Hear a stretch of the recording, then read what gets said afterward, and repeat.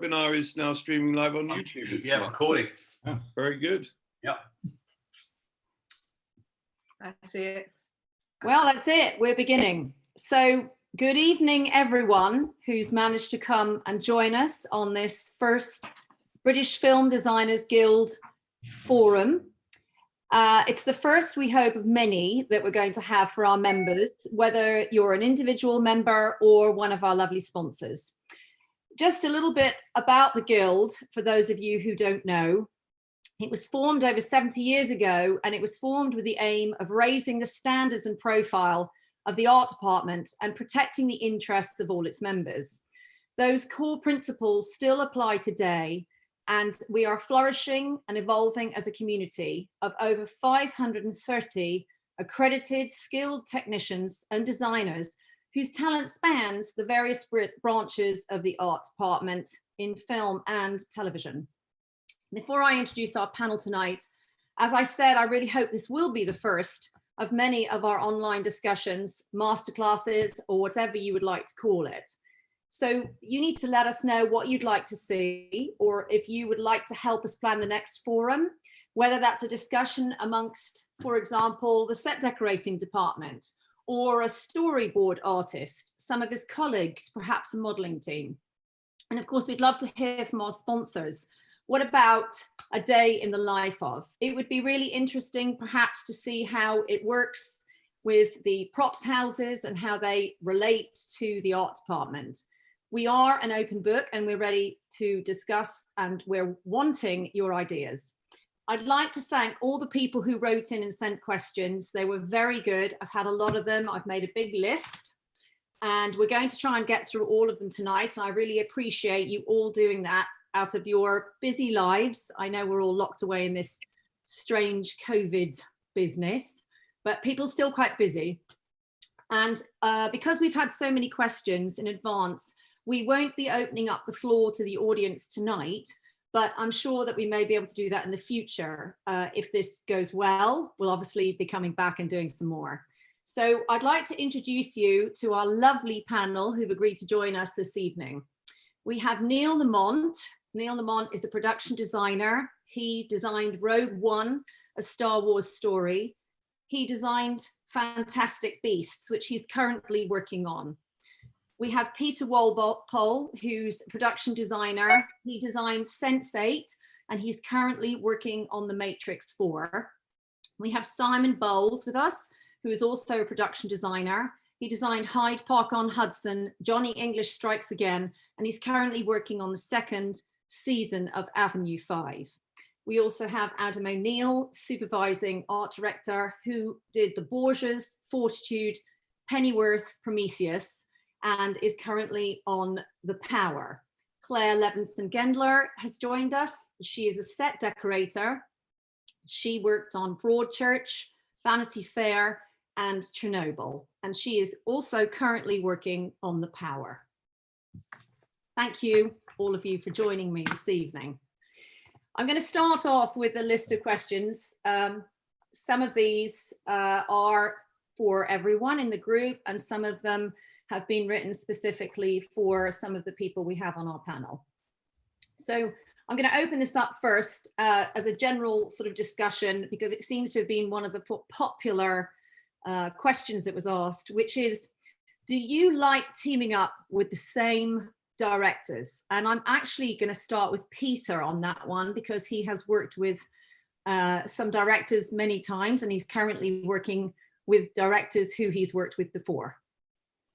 Yeah, I've got to say the answer is yes. I mean, I'm working with somebody who I've done 9 projects with now, which is Lana Wachowski and her sibling, and you just get an immediate shortcut to how we're all thinking, or how she's thinking, or how the project should be unfolding. And yeah, I think it's slightly unique, and I've got to say I love it. And Neil, also for you, you worked on many of the Harry Potter franchises, and I think there were directors on that you worked with more than once. Yeah, David Yates, he's now directing the Fantastic Beasts trilogy, and David joined the Potter series from Harry Potter 5, and did the remaining 4. And yeah, coming back into the Fantastic Beasts arena, you sort of, you know what you're going to be dealing with. You know the man, or you hope you know the man, and you certainly know how to approach things. The director often is more often than not the way to sort of come to a good conclusion with regard to resolving a design for a set, and knowing how to sort of not manipulate, but sort of do that in the right way. You know, not I would say, as I'm sure most of the boys and girls would do, not to offer just offer a director, or a director that you know, your one choice of design, and not give them any, scope really to move. If you're wrong, then you go back and you start again, but don't confuse or muddy the water with so would you say you'd say there's a shorthand into, often that if you've worked with someone more than once, I think probably Simon, you have worked with, we could say with crews and people, Adam, Peter, I think there's a shorthand here that you get used to when you work with certain directors. Would you say that was the case? Yeah, I've worked with Neil Marshall, I think 5 movies over my career, and it's wonderful because you do kind of refer back to like we did on that one, but let's push it further, let's change it as an idea. But then also at the same time, actually working with new people all the time is wonderful because everything is fresh and exciting. So there are advantages in both worlds.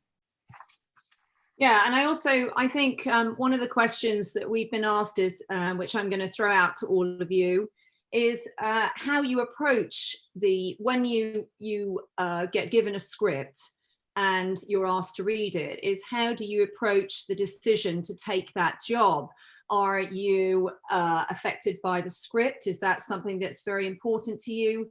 Or is that to do with the director, the producer? Is it the budget? What is it that excites you the most about taking a project? Can I ask that to you, Claire? Sure. The thing is, for me, the most important thing is the script. Obviously, who's attached to the project, obviously I want to know who that is and I'll look at that. But it's the script, because if I'm not excited by the script, then I know it's going to be a slog, and sometimes you're in it for quite a long time. So it's always about the script and what kind of potential there is in it creatively to actually do something. So yeah, I do take it into consideration who's attached to the project, but actually it's all about the script for me. So you'd say that possibly drives your process into accepting the job?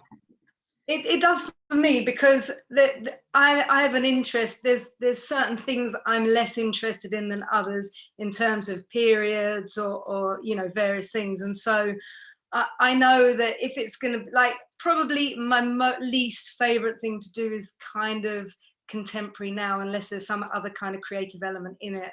So if it's a short project, or there's somebody attached to it that I think is amazing, then maybe that could sway it for me. But it's always about the script for me, because that's the thing that you've got to sink yourself into. That's, you're going to be reading it, you're going to know that back to front, everything about it, and so that's the thing that's got to excite me. Which leads me on to one of the questions that you were. This is a question that you were asked by one of the people who wrote in. Is you won an Emmy for Chernobyl? Congratulations. It was a stunning show. So do you prefer working on TV rather than film? You've just talked about what inspires you, and obviously those scripts must have been quite amazing. And obviously it's a historical event. Neil too worked on a historical event when he worked on Titanic. We knew what the outcome was, but it still made for an amazing film and for an amazing TV series. So what do you feel about that? Did you enjoy that? It was a 4-part TV series. So did it feel like you were doing a film, because it wasn't the long 8 or 10 episodes with many series to follow? Yeah, I think that size of TV show was perfect. The script was so amazing. When I read it, it was it totally took me. I really, really wanted to do it. The subject matter, I wanted to do it. I felt like a pressure for it because it was an existing event that had happened, and a lot of the people that experienced that event are still alive. So there's quite a big pressure for that. But the, you know, taking that out of it, the kind of emotional from a creative point of view, it was such a challenge. It was a huge challenge, and it was so, like, for me, so exciting. And the fact that the script, and just all the way through, I got sent the first and second script before I went to see the designer, and I just thought, oh my God, it's brilliant, but how can they maintain it? And every script was brilliant to start with. It hardly got changed as we went along. And Yes. you know, it was, I knew I really wanted to do it. It was a huge challenge. Yeah, I mean, it was a visually amazing show. And Adam, that I just wanted to ask you, because obviously you've worked on a lot of visual shows with one director in particular and other directors, obviously, that we know from your background. But I just wondered, how important do you think it is for the director to be visually minded? I think it's very that they, along with well, cinematographer, you know. Yeah, generally it's very important. I think you're referring to Ridley Scott, because I've worked on 4 of Ridley's films. I mean, my first point of contact for a project as supervising art director is the production designer, so that's always a factor as well.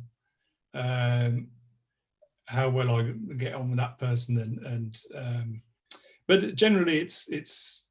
I mean, this script can be important, but if it's a Ridley Scott film, it's almost not as important, because it's you know it's going to be an event. You know it's going to be a very rich visual experience and an interesting thing to work on, even if it's a difficult job. You know, it's going to be a milestone of some kind. Yeah, I agree. I mean, I've worked with him a few times, and so I'd say that was true. I'd say, Peter, also for the 2 directors that you work with, obviously the Matrix series that was done, first of all, you're now working on the Matrix 4.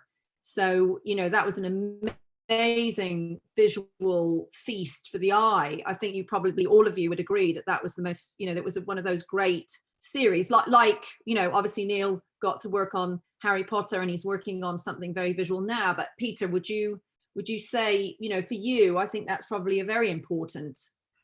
Yeah, I think so. I mean, the wonderful thing about our business is that every job is different.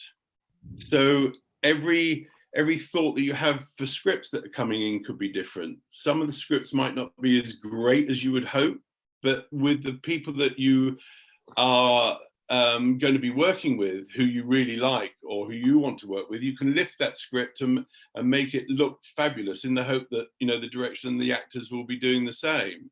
Yeah, I mean, I have to pinch myself to be working on and co-designing the Matrix 4.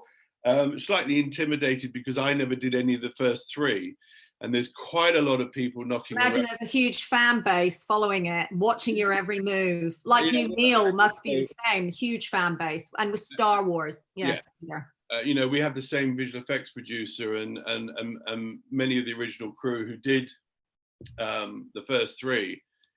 So I just occasionally have to nod as though I know what I'm trying to do or know what they're talking about sometimes. Yes. You're pulling it off. That's good. Well done. Yeah, thanks. Yeah, well, I mean, for years. Pretty amazing. It's a pretty amazing thing to do. I can imagine it's quite exciting. I was fairly excited about working on the Terminator franchise, but obviously I wanted to meet James Cameron.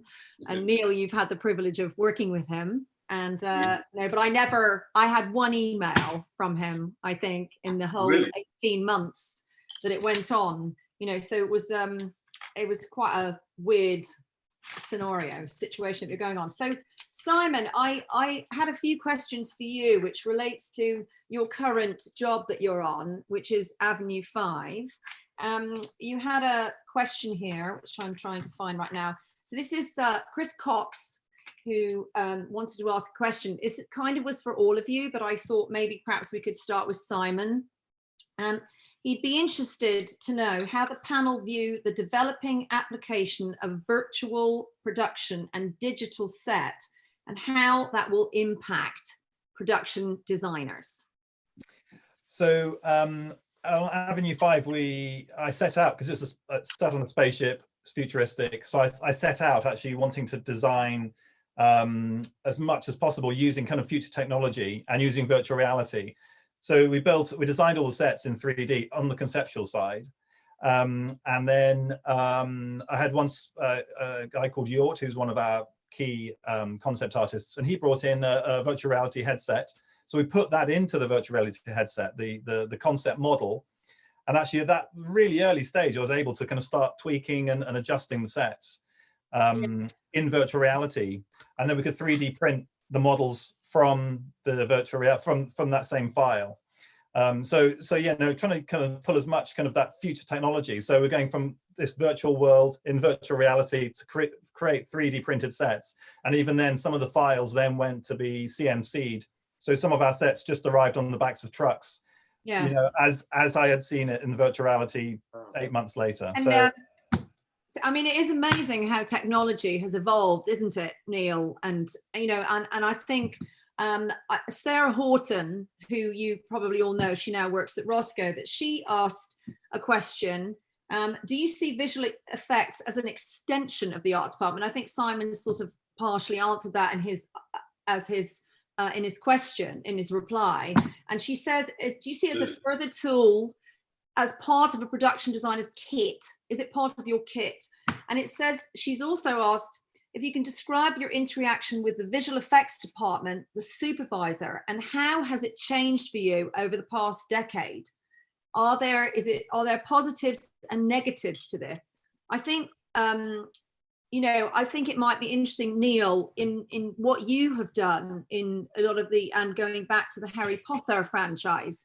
Obviously, there was a huge amount of visual effects that went on and special effects with that. And I think that, you know, it's an interesting thing about how far do you have to go? How much do you have to build? You know, how much do you feel it works when visual effects starts taking over? Do you get upset by that? Do you think, go to a producer and say, we should have built that, would it have been better? Of course, that's, we can use hindsight for that. But initially, of course, visual effects is an extension of art department, really. We design sets now because budgetarily, well, it's always been budgetarily, it's not necessary, it really isn't necessary for us to build absolutely everything. But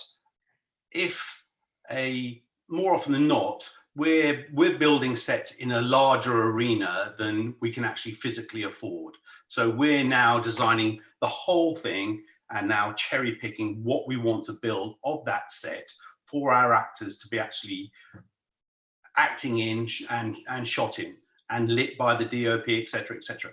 But then, of course, we use visual effects a lot on Harry Potter for them to be actually sort of not previs, but actually take our drawings, our 3D modeling, convert them into the set extensions, and then put them, just like Simon's guys do, put them into the computer, and we can actually go down to a specific room in visual effects and actually walk through and actually see what our extensions to the sets are in fact going to be.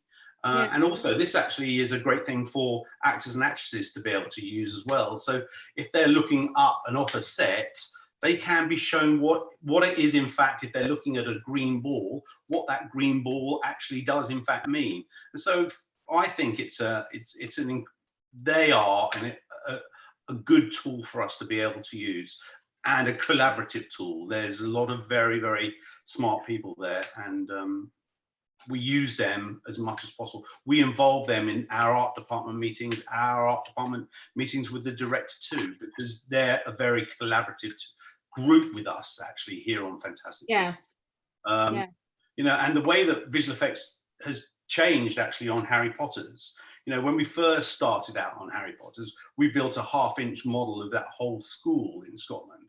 By the time we sort of reached Harry Potter 5, they were thinking, how on earth can we yeah, mitigate some of the cost of, say, a model unit.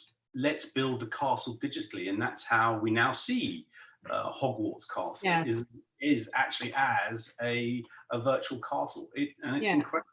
Yeah. And Adam, do you feel as a supervising art director, how do you feel? Do you think it's better to build more sets and have less CGI, which also means obviously more practical special effects and other departments' involvements in that? Yeah, it's always nice to have something for people to act against and react to, and feel like they're in an environment rather than, in some, bit of green screen or something.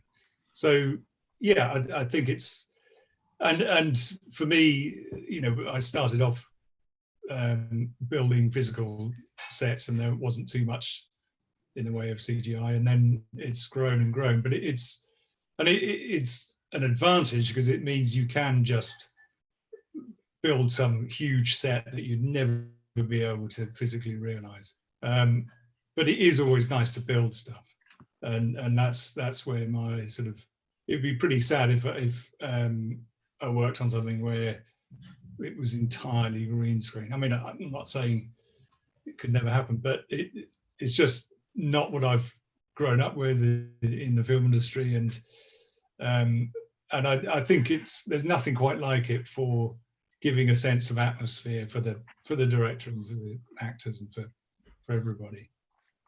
Whether that's extended then digitally is great, and then you're in a whole other universe. But in terms of possibilities, there's also the thing of with all the facilities available to us, is taking the best out of every section, the best out of what we can build and what we can deliver physically, in conjunction with what visual effects can do, enhancing what we've built, and it just goes on down the line. And in doing that, hopefully one would end up with the best project.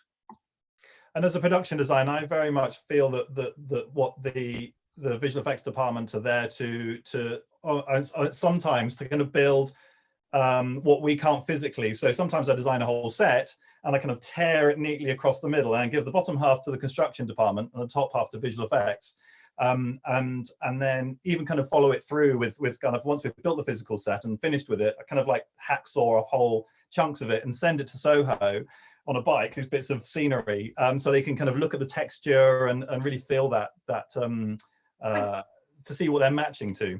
I think all of that is very relevant and very important. I mean, I do feel that when you're on a lower budget scenario and you don't have those huge budgets of the big shows that many people work on, and there are people who don't work on those, I think that what I say to you, and Neil, maybe you'll interject here, is that you still need to have basic skills, and you still need to be able to formulate a set, even if you've got a fiver, because you don't necessarily know that you're going to be on a show where you're going to be able to do masses of CG.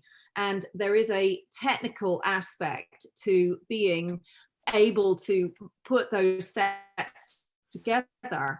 Do you feel that that's something that needs to stay in the art department? That skill mustn't be lost, and we mustn't all just constantly rely on computers. No, absolutely. All of our, I work with Al Bullock, my supervising art director, and we try to maintain, of course, the basics that we all draw with a pencil and a T-square and a compass, and because you're not always going to be able to use a computer, you're not always going to be able to run back to the art department. You've got to be able to put something down on paper to potentially show a carpenter in the middle of the stage or something. Yeah, like I agree. You've got to be able to do a quick. You've got to be able to literally draw on the back of a fag packet in 5 seconds, and it's got to make sense.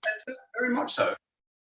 I'm not embarrassed by that. Claire, I know with you, in the set decorating department, and I can certainly speak from my past of working on it, I think it's a very important skill that you have someone within the set decorating department. I don't know if you'd agree with this, Peter, that has the ability to be able to, draw for you and create something for you. And I think do you think that leads me on to a question I wanted to ask you, Claire, because I think it's quite a big thing in the set decorating department. Do you think there are any skill shortages within the set decorating department? I think we've talked about this before. We've found that there are a few little gaps there that, and Peter, I don't know how you feel about that. I think sometimes there is this theory that the set decorating department is a bit fabrics and flowers, but I would disagree with that, with the conversation we just had about, you know, technology and what is required these days and the knowledge to understand. Well, the thing is, it depends how you're going to go at it. I don't see myself as a provider of objects. I think it's more than that. I come from an art background, so I'm an artist, I'm a painter and sculptor. And so every set that I look at, I don't want to be able to go and find that chair around the corner. It depends what it is. It's not about providing furniture. It's about doing more than that. And obviously in collaboration with the designer, you talk about things, you talk about creating things. If I can talk about it, you know, Sonja, that we're doing a few sets where we are creating some very, very big light fittings that are huge. And so we are having quite a lot of stuff made. So the importance of having somebody in set deck that can actually draw is vital. And, you know, obviously I can draw, but that's a limited, you know, I have a limited amount of time. There's a million other things to do. So it's actually, you know, I guess it depends on how you approach it. For me, every set, what I want to see doesn't really exist. And obviously I am limited with like budget and various things. So sometimes things have to exist. I have to go and get them or find them. And everybody has to be clever about that. But if I have the luxury of not doing that, if I have the luxury of thinking, wow, it would be great if we could make this or we could do that, and obviously I can draw it as rough as you like on the back of a fag packet or whatever, then I need somebody to be able to do that properly so that we can put that into play. But yeah, that's the dream, is always to work on something where you can create what hasn't been seen before. I mean, I'm sure everybody feels the same about that. So I've got a question, which is on obviously the topic of software, etc., which is to you all. It's from a gentleman called Harry Hughes, and Harry Hughes is an art department assistant, and you may or may not know him. And one of the questions that he's asked is, when forming an art department for a film or series, what do you look for in software knowledge, such as Vectorworks and Photoshop, i.e. how much of that skill do you need to see? I would say you need to see a fair amount of it, and that they have some knowledge of what they're using. Would you agree with that, Adam? Yeah, I think you're looking for mainly basic drawing skills, but also all of those kind of skills as well, to a level, to a degree, to be able to use Vectorworks or Photoshop or a bit of 3D design to a competent level. They don't have to be at the level of a concept artist, but enough to be able to get an idea across and some basic skills in all those areas. Yeah. And Harry's got another question, Adam, which although they were very skilled in one. Although if they were very skilled in one particular area, that might outweigh not being able to do something else. But there's people that we know still only draw with a T-square, and you'd still have them because they're so skilled. I think we all know who we're. I think we do know who we're talking about. Yeah, and I think we've all had Dad to come and stay with us at some point. You'd always still get those people, but for new people coming in, I would say a bit of everything. Yeah, I mean, I'd say, you know, to give an example of the person that you're referencing, the speed at which that man can draw is faster than somebody making a change on a computer. So would you agree with that, Neil, the speed? Yeah, I think you know who we're talking about. And I think that it is quite an amazing, I know he's currently working for you, isn't he, Simon? John King. He's fantastic. He is quite... He's at home drawing right now. Sorry? John, no doubt John is drawing right now. No doubt. So Peter, have you had the pleasure of John King? Many years ago, yes. I haven't worked with John. Well, sadly, I haven't worked in the UK for a while, but I knew John when we were both young men. Yeah. Well, he can't draw on the computer at all. I mean, he can do emailing because he sent me that, and he's very good at sharing his photo album. I just one other question, which I was going to ask you, Adam, which has come from Harry Hughes as well, is how do you keep up to date with current techniques and practices within the film industry, such as knowing what software is the most popular at the moment? I tend to stick to the same things. That I stick to Vectorworks and SketchUp just because I know how to use them, and I can do what I need to do. I can do with either of those programs and Photoshop. Those are the three tools that I have. And yeah, I mean, I've played with other stuff and tried other stuff and other. You know, it depends who you ask. Everyone says something. People say one particular software would be much better than, you know, Rhino's much better than SketchUp, but you know, for instance. But I've found that really, if I can use anything to a certain level and get the result that I want, then why not use it? Why not carry on? Yes, I mean, I think that a lot of the youngsters, for them, I think it's quite hard for them sometimes keeping up with the trends, because when they have to update their software packages, they're very expensive. And it's been an ongoing battle. And I don't know if this happens for you, Neil, Simon, and Peter, but it's certainly been happening for Claire, Adam, and I, in that we try to fight to get them better box money so that at least they can help to pay towards if they need to update their software, because it is quite expensive and it does change every year, and also paying for the licenses and all of those things.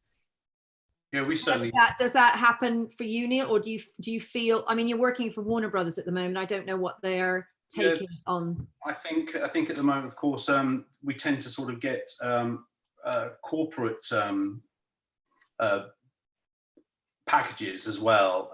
I'm not quite sure generally whether that expands into drafting packages, but certainly does with Office and all of that stuff.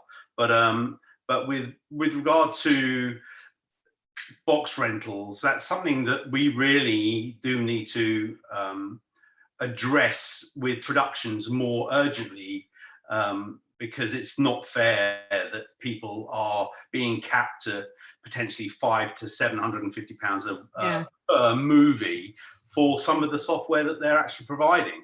And we actually tend to, as an art department, look for people who are thinking about using or do use Rhino. That's what we feel is probably one of the best all-rounders that's out there now at the moment. Yes, we're certainly using Rhino, especially the plugins to do really complex structures and spiral staircases and all sorts of things. It seems to be very, very useful. And also to be able to kind of flick across and see the set in a kind of grayscale version as well, very fast, just to understand the structure, and then drop it back to the lines is really, really useful. I'm going to move off of the subject of visual effects and software packages and all of those things for now. We can always go back to it because there seem to be a lot of questions about that I've been given. So I was going to ask you, Neil, there were many questions for you, and I've picked the best ones. But I wanted to ask you, because going back to working on Harry Potter and the show that you're currently working on, Fantastic Beasts, has working with Stuart Craig influenced the way that you work as a production designer? Yeah, undoubtedly. I worked with Stuart for probably over 25 years, and yes, greatly, especially the way he considers things, the way he actually sort of presents things as well to directors, the way he just generally is as a gentleman too. Try to pull that off, but I'm not sure if I actually do that very often.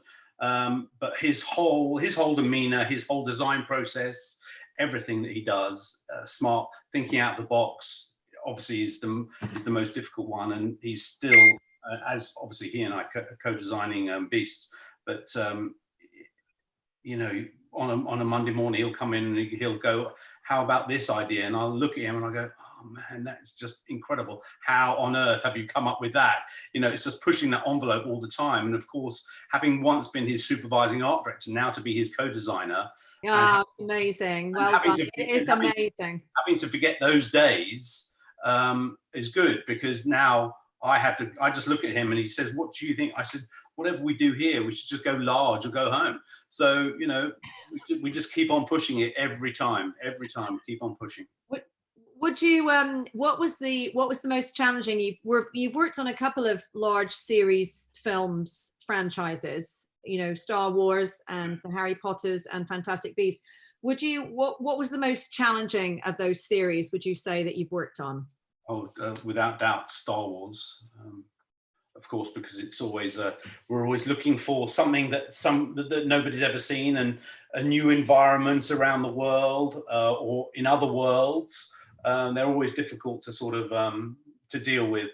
But of course, in this day and age as well of film production, it also comes with its various baggages that we all know and love and have to deal with, and so that was, you know, those challenges, they all add up to an overall feeling with the show. But no matter what, everything that we did with Lucasfilm was still great fun, and extremely hard work, but great. And there are and they're massive, they're huge franchise, aren't they?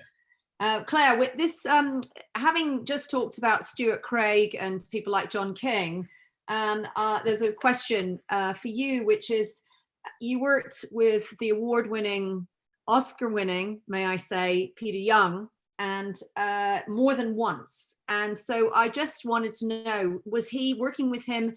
Is that what inspired you to become a set decorator? Or when you were much younger, was it something you thought about? Or, you know, when did you get the feeling that that's what you wanted to do? Well, Peter gave me my first job. I didn't necessarily want to be a set decorator before that. I didn't really know anything about it. It was always about art for me. But having worked with him, I wanted to, well, when I say I wanted to be him, not quite him, but I wanted to be a set decorator after working with him. He's inspiring in so many ways, and bonkers, a unique individual. His attention. He certainly is that one. He certainly is that, and definitely unique. But his like passion and his eye for things is unlike anyone. Yeah, I think you probably would all agree that, you know, he is a character, and we've all been lucky, haven't we, in our careers, that we have had other characters like Peter that have crossed our paths. And, you know, and I'm sure there are still a few characters out there who are going to cross our paths, but it is quite he is quite something else and quite amazing. And he just won for the British Film Designers Guild, we gave him the Lifetime Achievement Award, and quite rightly so. Molly, might not say this correctly. I think it's Tebet. I think that's how you say her name. She's an art department assistant. And Claire, I'm going to just ask you this question. What piece or item of kit can you not be without during your working day? And we did discuss this earlier. We thought that you should just. We did, and what I was basically you just want cake. It's true. Yeah. So, I don't know if that's. It's true. I can get. It's not a reliable piece of kit, maybe. What was that? I missed that. What's your piece of kit? Well, her piece of kit. That's very professional. Yeah. So I just wondered, Peter, do you or Simon or Neil or Adam, do you have a piece of kit that you just can't be without? I know that John King's got his little rollout set of tools, and he brings his little box, and he, you know. Mine's certainly not as exciting or as creative as John King, but I usually always have an A4 piece of paper folded into 4 and tucked in my back pocket with a pencil or a pen. And then when we start to shoot, it's always the call sheet. And I've always carried that. And I've carried that more than I had carried a notebook or script or stuff or, you know, anything really. Yeah, nice one. And what about you? What about you? Do you have anything, Simon? Adam? Yeah, I mean, it's generally notebook. I mean, I've got one here. So it's your notebook. And isn't it your screen, your large screen, Adam, so that you can knock it over when you walk past it and it falls flat on your desk? Isn't that one of the things that you have to bring with you? That's another essential, yeah. And also your bicycle, isn't that another thing that gets shoved in a very small space? Actually, yeah, bicycle's number 1 probably. Yeah, that's in there. Yeah. What about you, Simon? Do you have anything? The boring answer is the laptop, because it does so much. It is a kind of key communication with the world, and be able to draw things, sketch up things, you know, communicate with everybody. It's the one thing that we need, that we use. But that's so different from when we all started out. It was, you know, that didn't exist. So, so it's amazing seeing how much of our life is actually on a computer. Oh, your phone. Is it your phone, Neil? Telephone. Your phone. Telephone. It's now replaced my camera. I use this for everything. Yeah, they are quite a good tool. I don't use an SLR or anything like that anymore. No. It's just purely It's just purely telephone driven. Gone are those days of waiting for the location manager to come back with all those prints or the runner, and then you had to like cut them and stick them together. Do you remember doing that? Or the small bags, the bank bags full of 10p pieces. 10p pieces. Oh, I remember doing that. So moving on to talking a little bit more about how projects work. We James O'Shea, I think that's how you say his name, is a storyboard artist. I don't know if any of you know him. We've already had a few questions from him, which I've put to you, but I just wanted to ask, he wanted to know, and we were asked this a couple of times, what is your research method for each production? I'm sure that you probably have a formula that you use. So I was going to ask you, Claire, first, how you approach that. Well, obviously, depending on the production, but it always starts off with books for me. It's not, you know, obviously the internet is massive now and it's really useful, but it's books, it's physical books. And it depending on what it is. I mean, or something like Chernobyl, there's a lot of documentation. There was a lot of documentaries, a lot of YouTube clips. So the internet really kind of came into play with that. But I always start with the physical, start with books. I try and find books on whatever the subject is. And obviously, as I said before, oh, is that me, Catherine? I start with books and then I go to the internet and see what I can find. And now you can, I mean, when we didn't have the internet, and I'm sure you all agree, you all know, it was yellow pages, A to Z, there was no internet, it was books, it was the library. You know, it's amazing, but also it is limited because you are being fed a certain amount of stuff, and there's nothing, as you and I have said many times, Sonja, there's nothing like getting out there in the world. So, you know, if I think that there's somewhere I can go that's going to inspire me or help me or give me ideas, I'll go. Yeah, I like the physical world. I also like the virtual world. This is working. And but I think it depends on the project you're in. Sure. Yeah, and I think, you know, like Matrix, obviously, I'm sure that you have seen 1, 2, and 3, and Neil, obviously, with what you've been doing, you have looked at other things. So I'm just wondering, you know, how do you go about, you know, and Simon also with the research that you have to do when you're doing something like Avenue 5. You know, what is it? Where do you go to go to that place? Can I just interject, going back on what Claire said? I think it's, yeah, I mean, books are great, obviously. We love them. I think the internet's really good. But I do think that the most important thing, especially with set decorators and buyers and the like, is to get out. Do not get stuck in an office behind a computer and be sending emails for inquiries about what's available from non-prop house type people.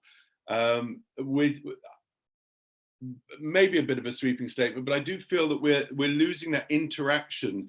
You know, people don't seem to get on a telephone as they used to and ring people and then go and see them and find out what they've got. And in doing that, you lead somewhere else. I know time is short, but I love the computer, but I think it can be a bit of a danger in the set decorating world, which I used to be in, that you've got to get out there still, because there's a whole world out there, without sounding corny.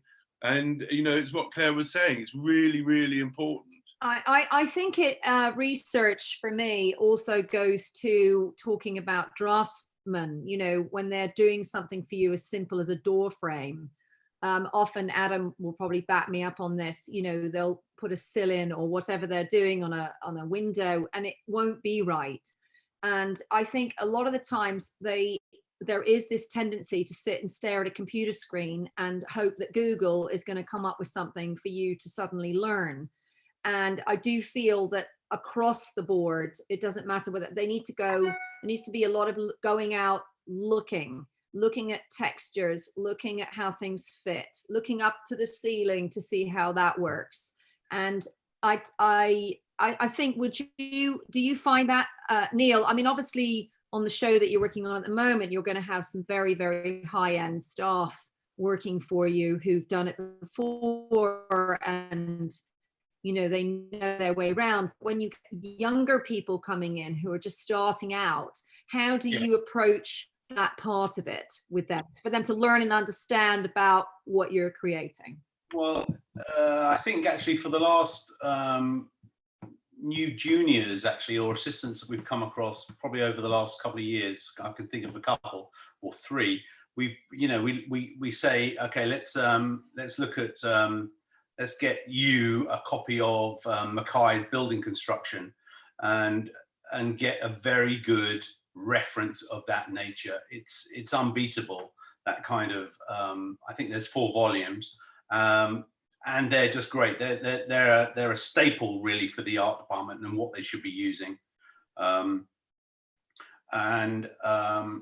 I think also with regard to what Peter was saying about communication is also, you know, that whole thing where, you know, juniors and assistants have drawn and done their first details, and they send the drawing down to the workshop. They've got to have the courage and they've got to have the conviction, and they have our backing also to go down to those workshops, talk to those men who have made that, find out what the problems have been potentially with their drawings, etc., and learn from that. This is a face-to-face business, this end, behind the camera anyway, and it's not something that we should be dealing with necessarily by email or by telephone even. Yeah, I agree completely. I love the research period of a project. It's the thing that really it's one of the real perks of our job, and I really love, as everybody's saying, getting out. But actually, I love, you know, to actually meet people. So I go out of my way if I'm doing something that even touches anything to do with war. I'm straight at the Imperial War Museum with my contact there, and where I get to go in the secret library with all the old books and all the documents and all the shelves of real objects that we can pick up and hold and look at. Yeah. And the same, if there's anything that touches, that goes into history, that I'm over, or Egyptology, go down to the British Museum and the same thing, meet these gentlemen with long beards, you know, little glasses balanced on their nose, you know, and just really trying to absorb as much of that information. And they're so welcoming as well, because if they're specialists in a field, to have somebody that's interested in that specialist field is wonderful for them as much as it is for us. Yeah, I think so. Yeah, I think it is a great time. It's also that weird quiet time that you have to yourself where you're able to sort of think without, you know, and it's not that long. I think that the thing to stress here is that we don't get a year to do research. We might have to become experts in a week. And when production actually turn around and say, yeah, go ahead, get a researcher, it's Yeah, that's good. Now we can really sort of start to expand and expand rapidly. Yeah, and I do find that, I think in some things that certainly helps. I think, did you, Simon, did you Hyde Park on Hudson? Did you have a researcher that worked on that? So To help you lay out all the cutlery and bread rolls that you had to do? So I'm lucky enough on lots of my projects I've been asked to design are based on real events, which is wonderful, and it's a whole other experience. On Hyde Park and Hudson, it was a film about President Roosevelt, so set in the 1930s. And when a president dies, they leave their house as a museum. So like the day they die, red ropes go everywhere. So on Hyde Park and Hudson, it was amazing because I could go around the whole place. I went around before the public went in one morning. It's in upstate New York. And I was with the curator, and we're like, should we step over the barriers and have a little look in and open some drawers? I said, no, we can't do that, sir. But we did. We kind of like agreed. There's nobody around, so we opened all the drawers. So we had a look in everything, and you see all this. There's no photographs of any of this, and how he laid out his socks in the drawers and everything. It was amazing. What's in the drawers in his desk. So yeah. So sometimes it's more than a job. You become a kind of Indiana Jones, kind of exploring untouched gems. So yeah, that's what worked for me on Hyde Park on Hudson. And it is interesting, isn't it, learning about new things? I think we'd all have to agree we don't know everything about everything. I think, Peter, when you're doing science fiction like The Matrix, I think that's probably very interesting, isn't it? Because Yeah, I mean, I was pretty lucky because they have made 3 other movies, and we are we're staying with that kind of vibe. We're doing a little bit more in the Matrix world than they did before, and the Matrix world is the world that we're all living in. The real world, which is Zion, is where the crafts are, and the science fiction part of it, which has moved on since the last movies. So we have done a fair amount of research and design with how it would have evolved over the period of time. Yeah. James O'Shea wrote quite an interesting question where he says about, do you use color cues or motifs when designing a set? And I would certainly say that the color palette on The Matrix was very specific. It was very particular. It was very particular on the 3 original ones. We're not quite as sharp. That's not us. The color palette isn't quite as similar as last time. It has the hue, but it is not quite as strong. Yes. It's quite.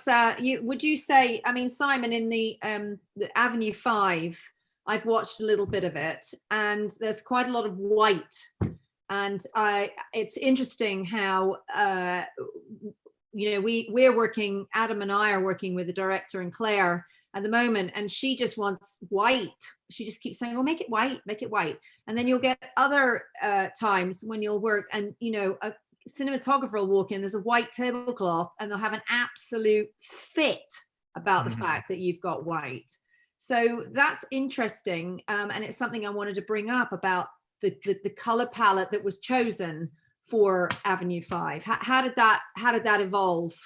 So this, I should explain that it's still set in a spaceship, and it's a kind of a hotel cruise around. It's like Titanic going around Saturn and back to Earth again. And there's this kind of crew areas, and then there's this kind of luxury area. So I designed the ship in 2 halves. So it's literally one half is grungy, and the other half is super sharp white, gold everywhere. People are paying a lot of money for this tour. So I was wanting to really sell the difference between those. It was really bold going completely white. I did want to make it white as a clean, empty palette. So I designed lots of LED lighting. I had I think it was 7.5 miles of LED color change strip. We love an LED. We love an LED. So yeah, so I had that. And they washed the walls so that we could change the set. Even though it was a huge set, composite set, we could change it to become different parts of the ship. But there's a lot of white in it, and it is actually white. It doesn't, but the washes kind of make it more like a gold kind of white sometimes, and a blue white, and a cool and warm and things. So yeah, you do get a contrast and a sense of depth and color, even though it's white. And Harry Hughes has written in with a question. He's an art department assistant, which is partly why I was leading on to this. How do you achieve a cohesive visual style with other departments, specifically costume? Because obviously, you know, we've just talked about all the white that you had in Avenue 5, and I think Peter, you know, the look that's wanted for the Matrix, and Neil, yours is they're so amazing, the costumes. So how do you all feel how does that work for you? Do you have endless conversations with a costume designer? It's all about communication, and the fact that you're all a team, hopefully striving to make the best movie possible. I'm working with a director who also is particular about, you know, design, whether it be art department, costume, or visual effects. But ultimately, and it almost takes us back to the visual effects side of our conversation, is that it's about teamwork, it's about communication, it's about sharing design, and it's about, you know, working together. Yes, it certainly is about being a team, isn't it? I in team. On Fantastic Beasts, we actually produce a lookbook, basically, of our chosen concept art, and which is basically updated really probably on a weekly basis, that then gets issued to HODs. So it's another form of communication, picking up the phone or walking down with paint samples or wallpaper samples to costume, and it's a face-to-face process. They probably have a lot to do with the graphics department as well, actually, and because obviously graphics come up with banners and things like that are often used, and flags, etc., and badges and all of that sort of stuff. So, and they can play quite an important role. If you look at Once Upon a Time in America, that was Once Upon a Time in Hollywood, that was a very good example of the use of graphics to tell the story. I mean, they were tremendous on that show. We're gonna move on to a couple more sort of people wanted to ask some questions about budgeting, and they want to ask questions about portfolios. So Sarah Horton has asked, this is to do with about costing, to do with scripts and how you feel, you know, what you might have to do to adjust things if you don't quite have the right budget. So she says, do you get a gut feeling for how much the art department budget will approximately be after reading the script once or twice? How close are your gut feelings to the final costs? And I'm going to ask you that, Claire, and also Peter, because having Peter, interestingly, having been a set decorator and now being a production designer, obviously he'll have back knowledge about the set decorating. And Claire, with set decorating, for example, on a show like the show she's on at the moment, there are 340 sets, and not all of them are built on stages. Conveniently, they are locations, and a lot of it is a lot to do with what you have to bring to the table. I used to hide a lot of money in greenery, and when things were getting tight, I used to pull it out of there. I used to do that as well. I used to sneak it into Drake, and I used to sneak it. If you're really lucky, and the budget has been done in America, then there will also be greenery in the construction budget. So it's been done. Yeah, that's win-win situation. So how about that, Claire? You know, because obviously a lot of us are working on larger shows, and we're under pressure to get it right. So how does it work for you? Do you feel that you're pretty much, you've kind of now, with your experience, you've got it, you can just do it?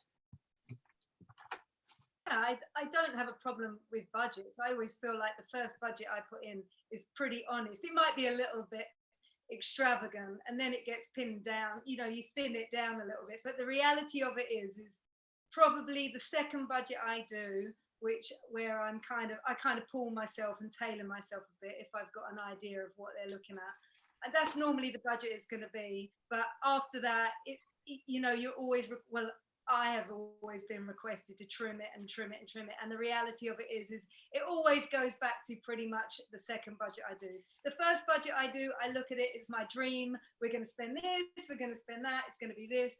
And then from that budget, I'll take it down to somewhere amongst where I think it's reasonably placed.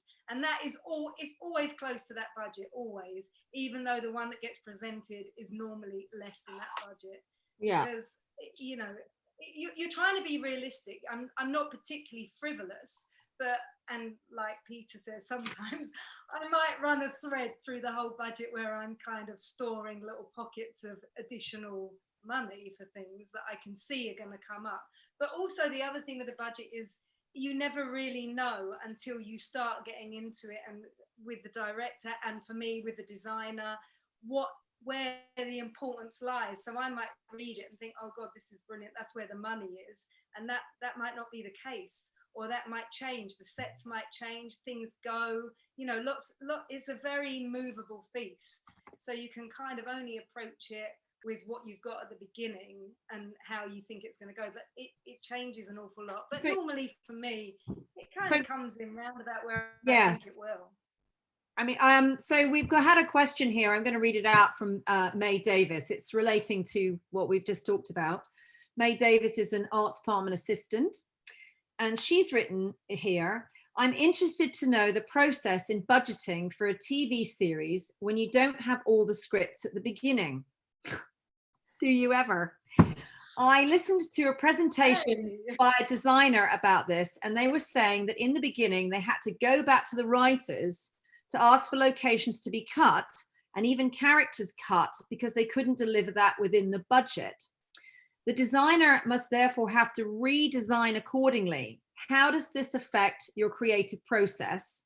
And how long would they take to work out this before raising it with the producers? What evidence would they present? So I'm going to ask that question to you, Simon, about what you could say to her about that. I think it's quite interesting what you said about the designer going off and telling the writers that they have to rewrite the scripts. I'm not quite sure if I would necessarily go and say that. Yeah, no, I think that's, I think obviously if the budget is being constricted, then you would hope that the producers are on board with that. And if there was a discussion about not being able to do something because of the restrictions on a budget on a later episode, then they would be involved. I do get on Avenue 5 on the first series, I did get close to that a couple of times, and I told the producers not to talk to the director or the writers. Let me see what we can do first. And we somehow came up with a great idea that combined two sets. And actually it meant that actually we got both of those scenes within one set, or just some clever way of doing it, or going out onto location and fixing it, and then it's somebody else's budget, and try and fix it. And we never had to say no to the director or the writers. It is amazing how it happens, how it just somehow seems to work all the time. It's because we're infinitely flexible, and we are dealing with tiny, like thousands of tiny numbers to make one set, and we're all so good at doing that now that that we can kind of like keep it within the realms of the narrative as well as the budget. Yeah, and I think that your role as a designer, if I may be so bold as to say this, is that if you do come across that problem, I think it's kind of part of your job is to sort of design your way out of that problem. Yeah. I don't think that you should ever perceive, be negative about everything and go, oh, well, that's it, I'm just not going to do it. Because we all know that at the end of the day, if there's a really good scene that's been written by a writer, and I'm sure Neil and Peter and Adam and we've worked on shows where we've, done some wonderful set and it's all been fabulous and, spent ages drawing it and costing it and doing it. And then they come to you and they go, oh yeah, we're not doing that anymore. Yeah. So I think, I think that is partly your role. I don't know how that happens, Peter, with the group that you're working with at the moment. I certainly think that on the show that I'm on, because it's just so huge with what they want to do, it is, and there are a lot of sets. I think that, we have come across a few problems financially, but, that is our job to solve them. So do you find working at the moment on the Matrix? I mean, is it just an open pot of money and you don't worry about that? No, not by any means. And interestingly so, we've tended to do more things in camera because they've been cheaper than extending them into visual effects, and leave the money that visual effects have got to really spend it where it's necessary, which has been great. But just because it's a big movie and it's got a big budget doesn't mean to say that it doesn't have its monetary issues. You know, you're always trying to put a quart into a pint pot or whatever. Do you know what I mean? And yeah, but it's rather been exciting for us because we've done more in camera. I found one of the little things I learned many years ago in theatre design is that when you're presenting a theatre set design to a director, producer, whoever's in the room, production manager, is that I learned this. Someone asked the question about, was there any advice you were given? I think it was Sarah Horton again asked, was there any advice you were given when you started out, and have you carried it with you? And I'll let you all, I'm sure you've all got something you can say about that. But mine would be that I was always told to put in 2 things on the set that I would be quite happy to let go of if I got asked to cut the budget in the meeting. It could have been a sign, it could have been whatever it was. And I've always done that. It's kind of like I've slightly overcooked the goose, over embellished. And then when someone said, oh yeah, you know, I think we should just lose a bit of that, because I always feel I do that in a way because it sort of allows that person as well to be involved in the design process. So you're not sort of telling everyone all the time, oh, you're going to do that and that's it. Because I don't think that we should, that's not who we are. And I just recently actually did it, did I not, Adam? We had quite a big set to present, and there was a piece on it, which I did want it. I'm not going to say I didn't. You mean? Yeah, but I let it go because the producer had a thing about it. I don't know, he just had this thing. And I went, oh yeah, it's fine. We'll just lose that. And the thing is, I'd already decided, hadn't I, Adam? I was already like, I'm going to let that go. The art director who drew it up, he wasn't quite so keen on that because it was like his little thing. And so I had to persuade him that it was a good idea. So I don't know, do you have any little tricks like that, or little pieces of advice you were given by someone many years ago that you still carry forward with you? Open question to anyone. Yeah, I do, yeah. I got years when I was starting out, somebody said, suggested, I think I was working for a designer, I think it was a designer that mentioned this, is it's good to share a part finished set. Obviously there's some limitations on this, but to share a part finished set with a director is not a bad idea, because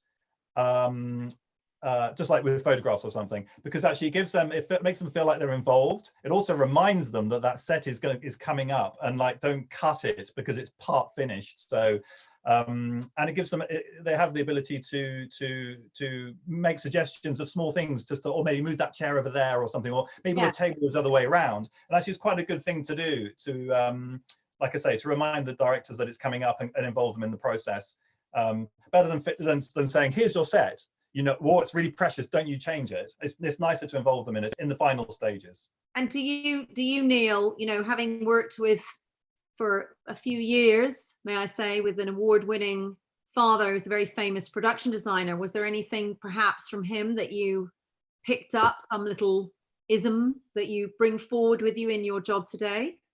I'm sure you learn a lot from him, but there might be something, you know, some specific element of how he used to roll.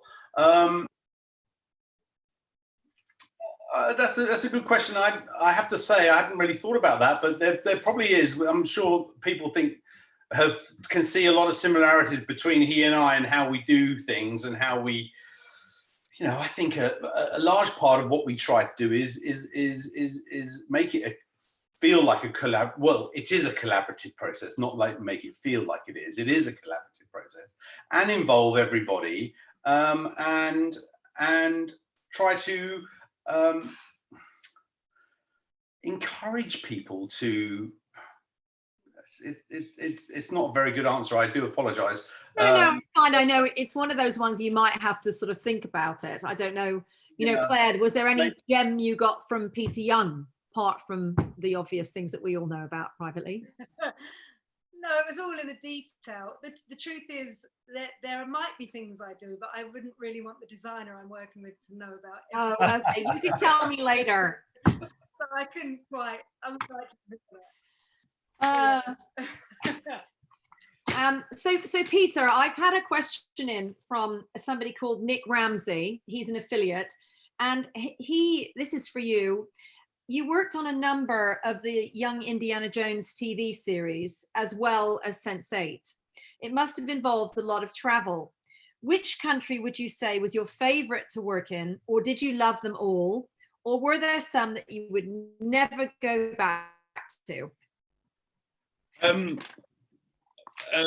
Africa is my favorite. I never thought that I would get the chance to work on something like the Young Indiana Jones Chronicles when we went round the world. I did seasons 2 and 3 at the early 90s, and it was just incredible. I mean, we were all 30. It was done on a shoestring, believe it or not, and we traveled, and it was incredible. And then to get the opportunity to do something like Sense8, where we did even more countries and more cities, with even less people. There was only 3 of us in this core art department, myself, Hugh Bateup, and coordinator Trish Foreman. And we ran kind of 12 art departments around the world. And they weren't art departments of sort of 5 or 6 people. The majority of them had maybe 20 to 30 people in them. Mm-hmm. And it was, I have no idea how we did it. We thought we knew how to do the second season until we started that, because Lana had added even more cities. But it just worked, and it was incredible. And yeah, and the best one was Nairobi. To be able to live and work and be safe in the township of Kibera, which is just the most extraordinary thing. If people want to look up Kibera and see how people live in harmony and happy, but in very, very incredibly poor conditions. But to be allowed to walk around freely on my own without fear of assault or anything else was just amazing. And the reason that happened is because I was allowed to walk around with a guy called Bangkok, who was this 6'6", huge, one-eyed guy who kind of ran the place. And once people knew that I was with him, I was kind of okay, because I have to tell you, I stood out like a sore thumb. But very good. Very I go back like a shot, and it was the most amazing time in my career. Incredible. Met some fantastic people too. It is quite. We are quite lucky, I think, being in this business, when we do get to go to some places like that, and we see things that, you know, if you were a tourist and you were staying in a hotel, you would never see. I'm sure, Neil, you know, maybe when you visited your father when you were little, I'm sure you probably thought it was a wonderful time. And then when you're older, you probably look back and thought, God, I had no idea we went there. It was amazing. And, you know, that is one of the things that I'd say about traveling that is so interesting, because we do get to literally, like Simon said, you know, earlier when he was researching Hyde Park on Hudson, he was literally allowed to look in a drawer. Well, you wouldn't be allowed to look in a drawer if you were going as a tourist. You wouldn't be allowed to see any of those things. So, you know, that's one of the advantages we have, don't we, in the business that we do. If you could describe, Adam, the qualities that you need, this is kind of linked with also wanting to answer a question from Canada that's come in about what you look for in a supervising art director, and what qualities do you think that you need in that job? Can you describe them? Sarah Horton has asked you to describe that bit in 3 words only and not ramble on. I think she loves you, but she just said, can you do it in 3 words? In 3 words? Oh, I don't think you have to say what a supervising art director does, but I think it's the qualities, you know, like kind, on time. persistent. Calm. Yeah, well, okay, well, there's two of them: calm, persistent, and patient. And on time, right, Adam? Yes, well, obviously that goes without saying, because we're working in an environment where you have to be on time. You do. Time's terribly important, isn't it? Yes, yes. Well, I was here 5 minutes before we were due to go. So technically, it's not. So which leads me on, Adam. There was a question here for you, which says, do you think the typical working day is too long or too short? Who asked that one? I think I'm a bit worried. I think this person knows you. I'm nervous. Yeah. Yeah, it was. It's funny to be answering this one because I think I actually asked it for the panel. But yeah, there are sometimes you feel like you did, Adam. That's why I'm asking you, because you wrote it as a question for someone else. But I think you should answer it. Well, sometimes it feels like there aren't enough hours in the day. You've got a lot on. You're trying to get so many things done that the temptation is to go on and go on, and sometimes you do. Sometimes it's unavoidable, but over a period of months, it doesn't work so well. You end up not getting the best out of yourself, not getting the best out of your team, and so actually sometimes the best thing is to say, listen, tomorrow's another day. Let's tackle it then. Let's look at it with fresh eyes in the morning, rather than always go later and later. So I tend to be quite strict with asking people to to work to a set number of hours per day and then finish. And unless it's something that's needed for tomorrow, go home. Let's look at it early tomorrow. And I did a work placement when I was at college at Thames Television, I think it was, and they used to start at 10 in the morning to miss the rush hour, and they'd finish at 5, which is unheard of these days. But they seem to get their work done. I don't know if that would work now, but and we tend to do a roughly 10 hours, 10 and a half hours, something like that per day. It seems to work okay, but I do wonder sometimes, should it be shorter? Should it, I don't think it should be longer as a matter of course, unless there's something there's something we've got to get done because it's got to be on set. So yeah, I was just interested on if anyone else had any thoughts about it. Well, and going back to the question, I can ask you, Neil, because you were one for quite a while. What would you look for? What do you look for in a supervising art director? Well, the qualities that I had. Patience. You say that to them when they come in, so you just have to be like me, and then you've got the job. Yeah, a decision maker, somebody who'll stick by a decision that they've made. Just like Al Bullock, my art director, he's my supervisor. He's cool.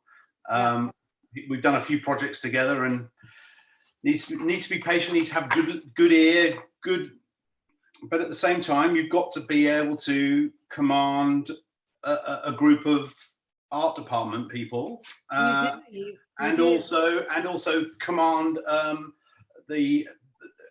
and have a presence, a strong presence with construction, props, set deck, everybody. It's a tremendous juggling job. Would you not agree? It's a tremendous juggling job, and being able to get on with people. It's the biggest Machiavellian job that there is in the art department, because you have to deal with producers, directors, production designers who are going over budget, and you have to deal with your art department assistants who have bloody late 3 or 4 times in a row, etc., etc. You're having trouble with getting a set completed, etc., etc. So you've got to be really on your toes and smart and deal with it all, juggling all those balls. Oh my God, it's incredible. So basically, I'm going to wind this up now with all of us. So I just was going to ask you, and you can all answer at once. I just want to know, would you have chosen any other career? No. No. Definitely not. And I think probably, you know, it's been terrific. I've been we're so lucky to have had all of you to come on and join us this evening. And I know that Mads, who's behind the lovely British Film Designers Guild logo and can see me, and I know that she would, I want to say thank you to her and to Ali. And I also want to thank all the people who questions. Sorry that we didn't get round to answering them all, but we will of course be doing that next time. And if there's anything that anybody again would like to write into us and would like to make a suggestion about something that we can talk about, we are more than happy for you to do so.